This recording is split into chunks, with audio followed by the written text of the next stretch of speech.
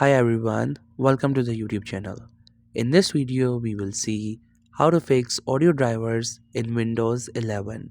Due to any chance your audio is not working or you're having issues with the drivers in your Windows 11, I'll show you how it can be fixed. First, you have to try running the troubleshoot for your audio drivers. So for that reason, you can search for troubleshoot. You will get the troubleshoot settings, open it up, and then you have to go to other troubleshoots. Once it gets open, then you have to find the audio up there, and once you have find it, you have to simply click on run to start running the audio drivers.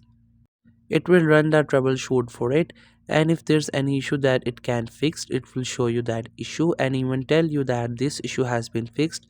If not, then it will also mention that due to that reason, specific reason, the audio drivers are not getting troubleshoot. But there are chances that if you run the troubleshoot for your audio, your issue will be fixed. You don't have to do any specific thing. But let's say you have done the troubleshoot, but still the audio is not working or there's having any issue with the drivers. In that case, you have to open another settings. Then you can close this window and go to the search. There you have to search for device manager. Simply open it up and there you have to find the option related to your audio. You will find two options up there. You have to simply expand them. Once you expand these options further, you will get the options. As you have expanded the option, then you have to do a right click on any one of these and then you will see this option for update drivers. Click on the first option.